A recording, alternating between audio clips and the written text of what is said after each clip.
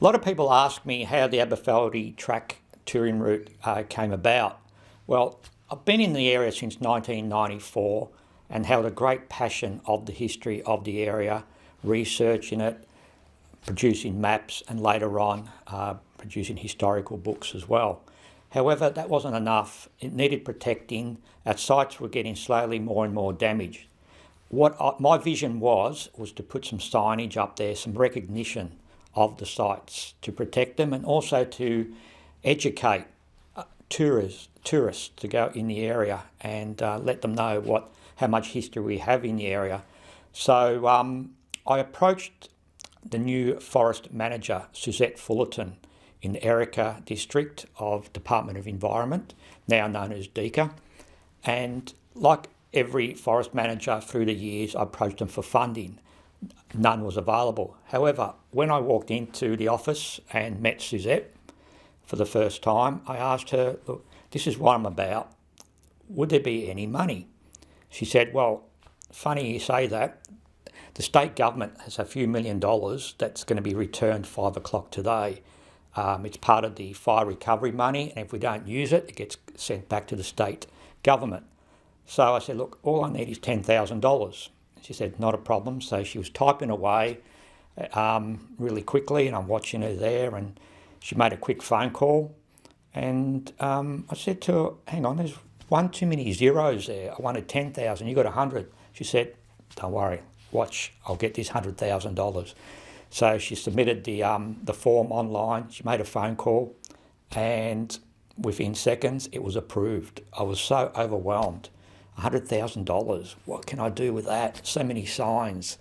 So it took a couple of months to get the money, and what we needed to do is not just go out there and whack any signs willy and nilly. We had to form a steering committee of historians. I had to have a vision, what I wanted to do, where the touring route was going, what signs were going to be put there. So another 12 months had passed, meeting after meeting. I had to travel from the Mornington Peninsula to Gippsland once a week, all voluntary of course, and go through what was required. You know, what coloured signs should we have? What shall we call it?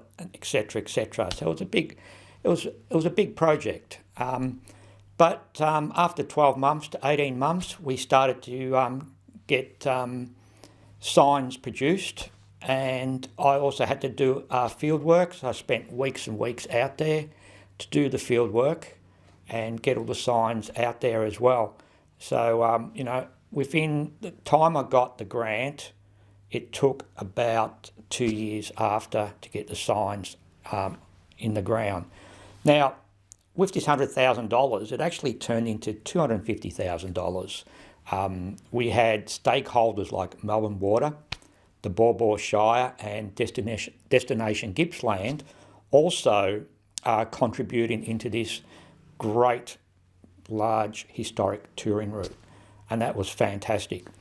Also we had to produce also a map of the area as well, and Suzette was able to spend, I'd say, months and months producing a map with one side all text and one side the map, and that was which we still use today. It's a free map given to all our tourists, showing all the sites. Now, there is over 120 historical signs out there, including cemeteries and iconic walks as well. Having this historical project or touring route opened up new avenues for the huts and campgrounds of the area as well. Suzette was able to get extra funding to restore and rebuild all the huts, which some or most were destroyed by the bushfires, and also the campgrounds had a new lease of life as well. And what is there today is because of her hard work to get these huts restored, rebuilt, and campgrounds redone, all part of the Aberfeldy Track Historic Touring Route. Now, I must make also special mention. Now, it's not all me that put all the signs and infrastructure and the running of it. It's the volunteers that dedicated all their time. My group, or incorporation, which I started, and now involves over 150 members, which also contribute to the funding and volunteering of these sites. Without their help, this would not be possible. And the committee, which form part of the incorporation. It's not one day that goes by that they don't dedicate their time in funding, maintaining the historic touring route day by day. And that's what we do. We totally fund it now and look after it and make sure all the signs are clean, fix up any vandalism, and we also incorporate 11 four-wheel drive clubs of Victoria, which have a region, and they maintain every site. Without their help, this Aberfeldy track would not move forward. So that, I thank you.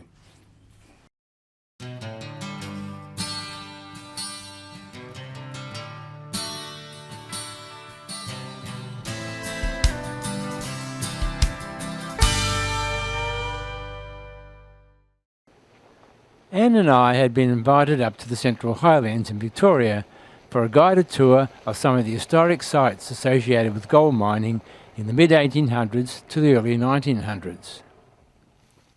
Our guide was historian Rudi Paoletti, who was the founder of the Aberfeldy Track historic touring route.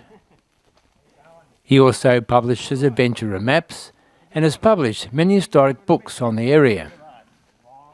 Rudi also works with Heritage Victoria, Department of Energy, Environment and Climate Action, Vic Forest, Melbourne Water, etc. as a volunteer heritage consultant to protect the history in the area for future generations. That evening, we set up camp in the vicinity of the Thomson Dam in preparation for the busy day that Rudi had planned for us. Malcolm, one of Rudi's fellow volunteers, was also joining us on the tour. As we were only there for a day, we were to travel just a small section of the historic touring route.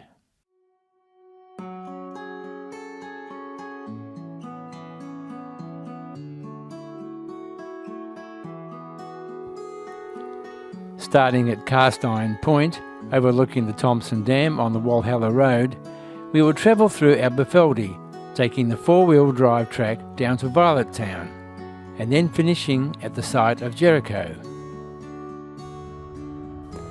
The full Aberfeldy track goes from Walhalla in the south to Jamieson in the north, a total close to 300 kilometres. Our first stop was at the site of the Kane Hotel and nearby grave.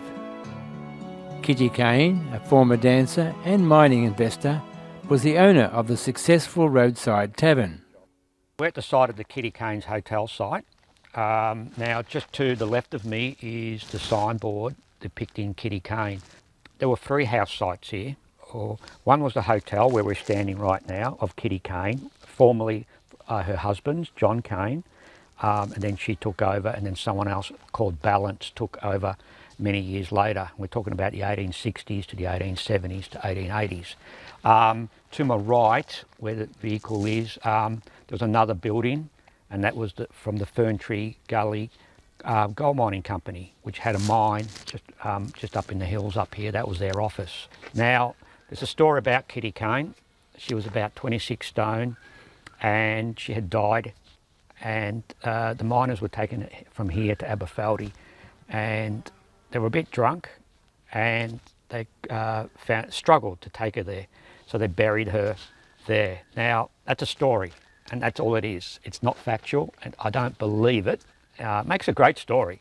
However,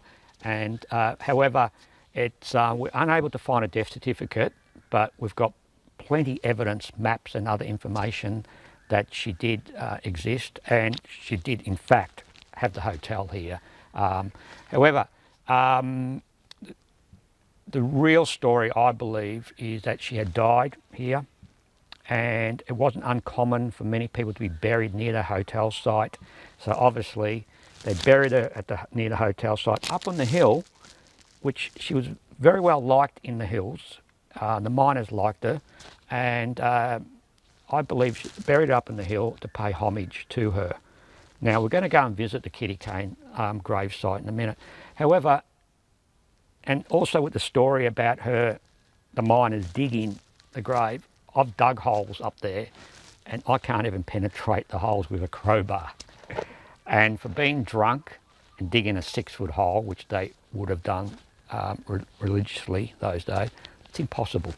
So it makes a great story, but in fact, they actually buried her on purpose in that position to pay homage over the hotel. We're at the Kitty Kane gravesite here, and now you'll see she's actually facing me. Just in front of me there was a hotel site, and it would have been all cleared, and it's only about 100 metres from here, if that, overlooking a hotel site. And just to the right of me, the original track, which is now the fire break track, was the original road, and many travellers would have paid homage to her. Obviously, she was very well liked, and it's quite obvious as in the right position where she should be buried.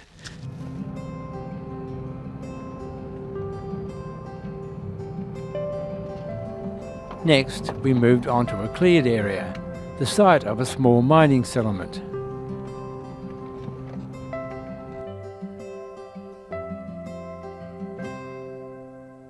We're at Mountain Town, and not far from Kitty Kane's grave and a hotel site. This is just a small settlement, or part of the mining community here. There was other boarding houses, hotel sites, and just a small population. It wasn't very well known in the history books until we dug deeper. The prominent person who had actually lived here was Holy Joe, or Joe Napping.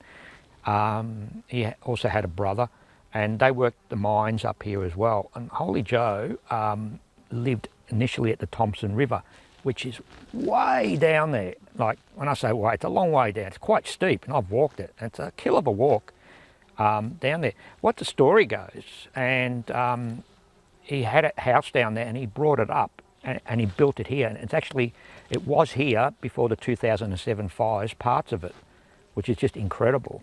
It's all gone now, but we've got many photos of that.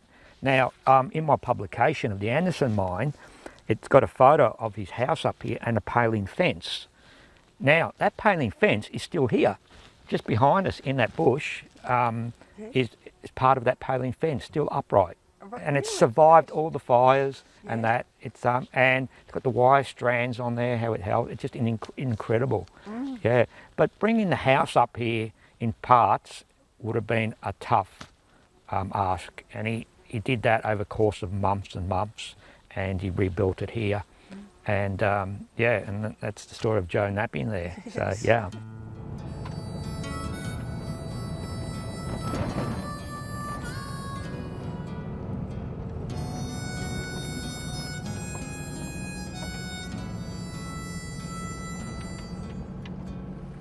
Aberfeldy, situated on Mount Lookout, was surveyed and proclaimed in 1886. Originally known as Mount Lookout, it was later renamed after the Scottish town. At its peak, it had a population of around 500.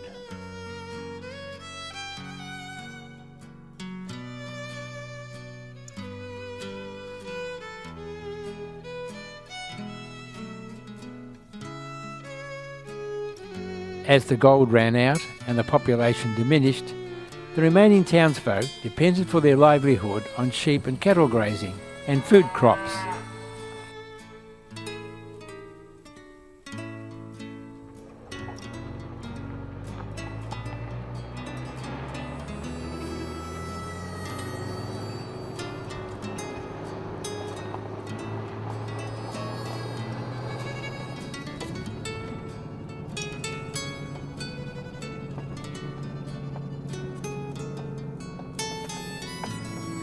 The Aberfeldy Cemetery is located in a beautiful setting on top of a hill.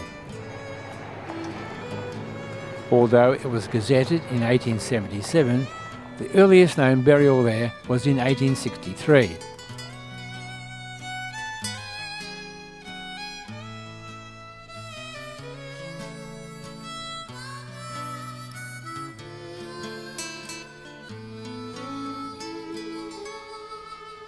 Okay, we're at the Aberfeldy cemetery here, which is one of the highest cemeteries in Victoria that's still open for burials. Now all around us, you'll see all these headstones and unmarked graves. They're all the pioneers of the Aberfeldy area and further beyond. And when you come up to these names, you go, oh, I know that. That's named after a track or a flat or a creek or river. You could write a story in every one of them.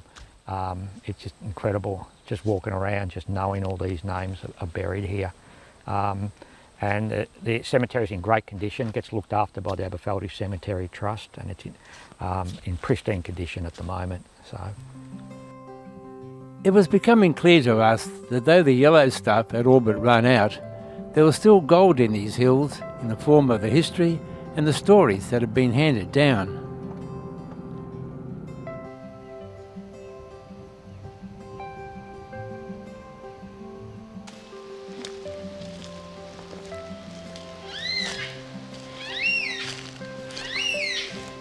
we're at the site of the Dorado hotel site.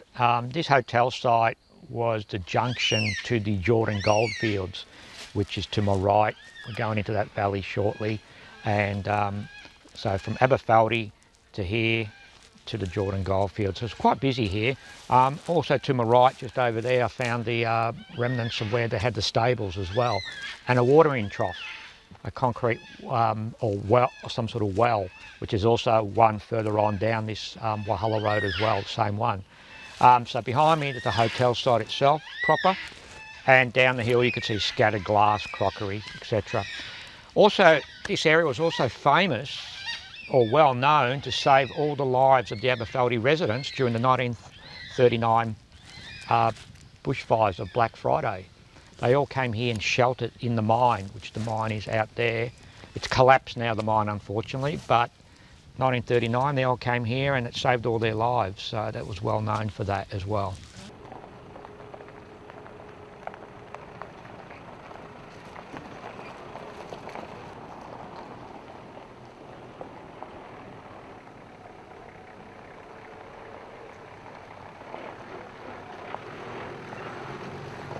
Now we headed for Violet Town and turned left down the shortcut road, instead of continuing on the Walhalla two-wheel drive road.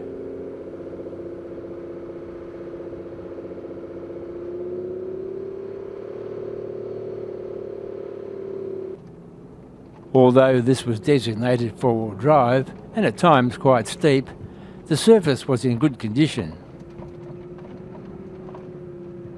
And it offered great views. Yes, just out to your right, that's what we call the Jordan Valley Goldfields, with towns like Violet Town, Red Jacket, Jericho, Blue Jacket.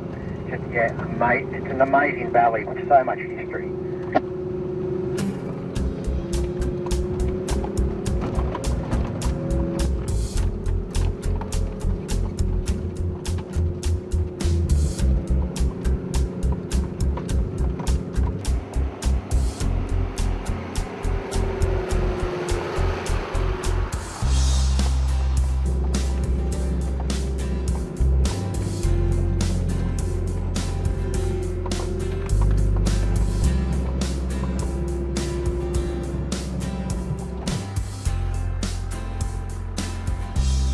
Okay, we're going to go on a 15-minute easy walk along a mining track to the site of Jolly's. That also was known as Violet Town, because Mrs. Jolly actually planted many violets, and it spread all over the area, and was actually known as Violet Town rather than the Jolly's township. Yes. So yeah, they had a hotel there, post office, and other little boarding house sites there, and also had a major orchard as well with all sorts of fruit trees, and they grew produce there for the miners as well. Okay, what we're going to see at this site is some large chimneys, not quite in their former glory, but they're quite large, and that was from the hotel site. Well, that's the Jolly's store. You can see the chimney in that area there. That's 1865. And just below us down here, we've got George Jolly and his wife, Mary Jolly. Now, Mary is buried with her son in the Red Jacket Cemetery, and we'll be going there quite soon.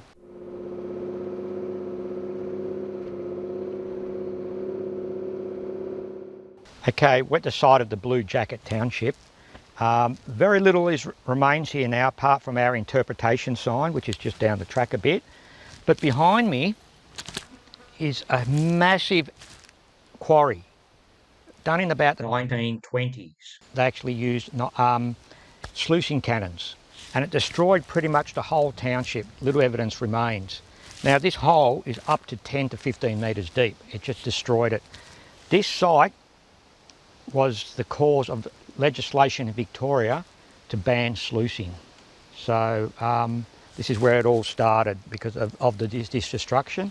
All sluicing is banned in Victoria.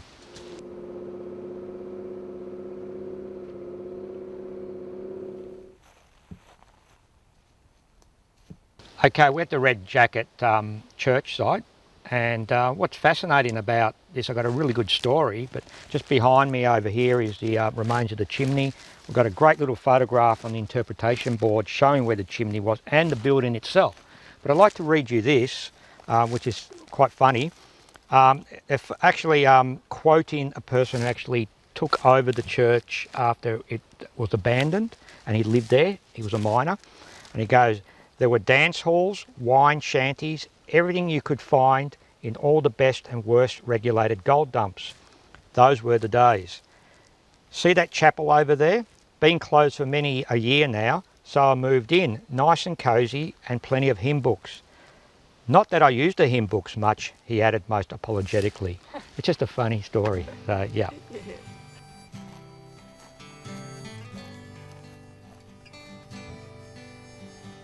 Just around the corner by a bridge was a small parking area, and as it was lunchtime, we pulled in for a break. Rudi was always happy to talk with any travellers we came across and give them the benefit of his knowledge of the area. From the car park was just a short walk to the Red Jacket cemetery.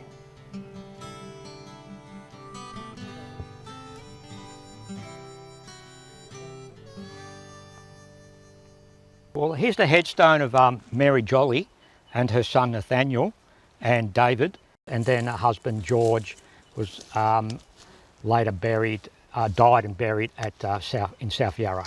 So yeah, so they died about 8 years apart, something like that. So yeah, but it's an elaborate headstone. Now, believe it or not, it's actually from Cameo Memorials in Fawkner. They date back to the 1800s, and when I brought them up here, they said, "That's one of ours." And I go, "How do you know?" Well, they looked on the bottom. He goes, they still got it on records because they write everything in their books, and it comes from England, but it's Italian marble. How expensive would that have been in those days? It's just phenomenal, yeah.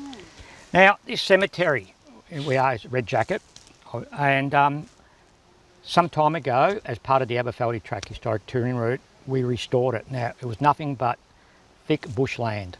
Not defined, not signed, nothing. So I worked alongside DELP, Department of Environment, which were, and the Ranger, which is a good friend of mine, and is also a member now, he's retired. We got him to backburn it, and then we came in with brush cutters, rakes, and completely raked it and cleaned it. And from then we metal detected it, and we found a lot of shamrock cast iron markers, which we left there. They don't signify anything. They're just marking out the plots. So some of them were about 2 foot deep. And we also got a motorised wheelbarrow, which is like a little cart on tracks. And we got trailer upon trailer of rocks, and we marked all these graves. They were clear as day, you could see them. And there were over 100 graves easily.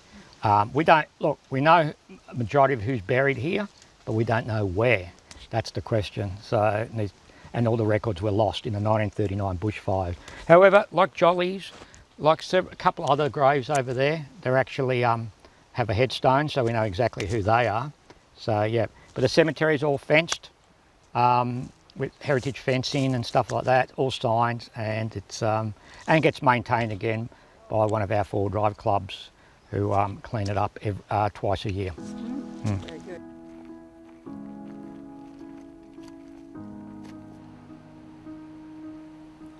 Red Jacket also had a post and telegraph office. The towns Red Jacket and Blue Jacket are believed to be named after two schooners of those same names.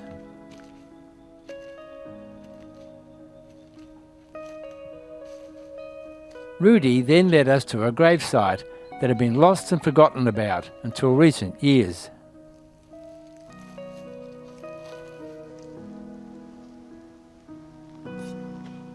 Okay, we're at the site of the Johansen girls, not far from Red Jacket. These actually are 3 graves. Next to me here is a double grave, and to my right over there is another single grave. Now, how this came about is in recent times, when I say recent, probably about 10, 13 years ago, the ranger, Noel Lees, who is a retired ranger of this area now, a member of our group, he met up with a person called Herbert Bennett. Herbert Bennett was born here in probably about the 1930s or so. Now, Herbert hadn't been here for over 70 years. So, however, Herbert pointed out these sites. He said, okay, they were driving along, stop here. He goes, 50 yards up there, you'll see a pile of stones, one here and then one to my right. On top of those stones, it should be shaped as a cross, and there should be like an old cast iron pot. My mother used to, and myself as a child, we put flowers there to the Johansen girls. Okay. Sure enough, now remember, this guy hasn't been here for 70 years or more. He's quite elderly. Yeah. They stopped the car, walked up, sure enough, bang, on the money. I've been here for 25, 26 years. I've still got to use my GPS. I've still got to use location. I can't remember everything. And this guy knew it straight away. And then we did some history on these girls. He called them the Johansen girls, which are 3 of them. And sure enough, he was right. We found the death certificates and what they died of and everything. We've put a sign up here now. We've put nice rail around it. The cast iron pot's still there. Everything else as he described. Yes. Now, there's also another site I want to tell you. Now, we can't dispute Herbert now. He showed us sites. He's on the money every time. There's another site I want to show you later, and I think he's on the money as well. Right. So, yep. Great. And then, Thank you, whatever it is. okay. No, Take care. okay, I'll hold you down. Keep going down.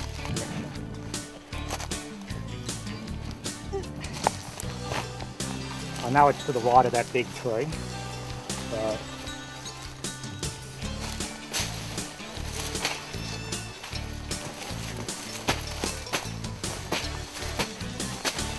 Okay, we're at the site of this, what we call Chinese oven. Now, these Chinese ovens were used mostly for ceremonial purposes, and they burnt fake money into these ovens. Look, the way they're constructed so well, I wouldn't doubt they would be using it to also cooking. So, but these are still used today in China. I've taken the Chinese community down here from Melbourne and I've showed them and they've confirmed it as well. Now the one we're at, it's sort of a secret squirrel. Not many people know this one. This is one of 2 in Australia that's still in perfect condition. So, and we're going to leave it like that. Okay, we're at the Jericho Cemetery here. I want to talk to you firstly about this particular grave here on my right of Thomas Terence Gaffney. He's the founder of Gaffney's Creek, which is just near Woods Point, between Woods Point and Jamieson. Now, he's also buried here by, to his eldest son, Terence Gaffney. Now, a little about the headstone first. This headstone, we believe, was taken out of this cemetery in the 1960s, perhaps early 1970s, and taken somewhere to Gaffney's Creek, where at a later stage someone placed it into a monument in Gaffney's Creek. Now, when we decided to clean up this cemetery, we knew about this stone and we knew that Thomas Gaffney was buried here. So we asked the Gaffney's Creek Association kindly, we'd like to take that back and put it back in its rightful place. Of course, no objection. So myself and a friend of mine, Malcolm, we went up there and took it out of the monument. 2 painstaking hours just to get it out without damaging it. Now, we took it out, no damage. I cleaned it up. A lot of the lead lettering was missing, So Ranger Noel at the time, he took it with him. He took it to a stonemason where they repaired it, put the letter in back in, all good and well. Okay, where's Mr. Gaffney buried? We're not quite sure. Okay, we like to do the right thing and find out. However, now you've got to remember this cemetery before we cleaned it up. Not many people knew there was a cemetery in Jericho. I've got photos where I'm standing in the cemetery grounds and I'm covered by vegetation, another 2 heights of me. Blackberries, everything. We didn't even know there was anything in here. So then when we got it burnt, cleaned up, raked it, like we did with Red Jacket, we marked all the graves. There was only one headstone, which we'll show in a minute. That was it. No other marked graves. So when the club took over their clean-up, an elderly gentleman in the club, he took heart to this cemetery and he found this little stonework. Not much, just above the ground. So he decided to mattock around it. And what you can see now is a massive stone wall around the grave. I go, wow, this is huge. No, this was all buried in time, forgotten. Could this possibly be Mr. Gaffney's grave? A gentleman we knew, Ron Camia, he came up here in the 1950s as a child with his parents. He took photos, and guess what? He took a photo of this, and it was Gaffney's. So as you see here, we've placed it back in its rightful place. It's quite a big grave, so I believe it's probably perhaps his wife or other siblings in this grave as well. It's quite a big grave. So it's in its rightful place and we're happy about that. The rest of the cemetery is fenced around. Sad thing about it, it's not the whole cemetery boundary. To my left, on the outside, there's 2 things. We've got a problem. We've got a vehicle track going past it that's cut through the cemetery. That was done, we believe, 1960s. Just to the left of that, there's a sheer wall, drop off, about 10-metre wall. Guess what? They sluiced it and the bones came up. They kept sluicing. It's just really, really sad. So a quarter of that cemetery was gone. So yeah, so unfortunately, yeah, that's happened, and it has happened to other cemeteries in this area. This is why we're protecting it, sign fencing it, so for future generation it doesn't happen again. Okay, we're at the Charles Ferguson grave here. Now this was the only sort of marked grave in the cemetery at the time. It was laying on the ground, bits of broken headstone. You could make out his name. Now it's beautifully restored. These are actually original wrought iron. Now remember, this is early, 1868 we're talking. A lot of these little monuments were actually replaced, some were missing. Noel paid for out of his own pocket, Ranger Noel, to get them repaired by a proper person who does memorials. The headstone's been recently repaired by the great grandson of Mr. Charles Ferguson. Right. And what a great job he's done. Yes. You know, it's perfect. He's added a few bits, but all the writing's there, so which is really good. And at the back of the headstone, he's a bit of history about Charles and how he died. Yes. And down the track, I think we'll put a proper little signboard up as well with Thomas Gaffney as well. I think it's fitting to have those because we know who they are and we've got a lot of history about them. We're going to walk through the tunnel now. Big deep for you, mate. At the town site of Jericho, there was a diversion tunnel, an amazing engineering feat carried out by miners. Blasted out of solid rock in the 1870s, it was put in to divert the course of the Jordan River. It was not uncommon for miners to alter water courses to gain access to riverbeds for mining purposes, but in this case its purpose was probably to divert floodwaters away from the town.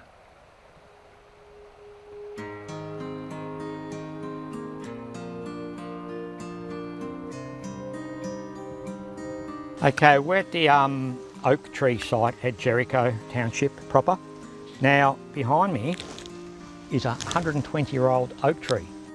The story goes that in 1878, Elizabeth and Robert Clark planted an oak tree at their home at Codes Flat, just south of Aberfeldy. In 1902, when their son Jack married and moved to Jericho, he took an acorn from the tree and planted it at Jericho, where it still flourishes today. To the right is a nice big water hole, which was actually dug in the 1940s and 50s, and possibly worked even earlier than that. And it's just as a big sluicing hole. Yeah, it's a nice, beautiful little picnic spot here, and it's always worth coming, especially in that middle of summer. Nice and cool under this tree. So. We had spent an amazing day with Rudi, but had only covered a fraction of what there is to see and learn of the pioneering spirit, of the ingenuity, tragedy, hardship and successes of the early mountain country gold miners.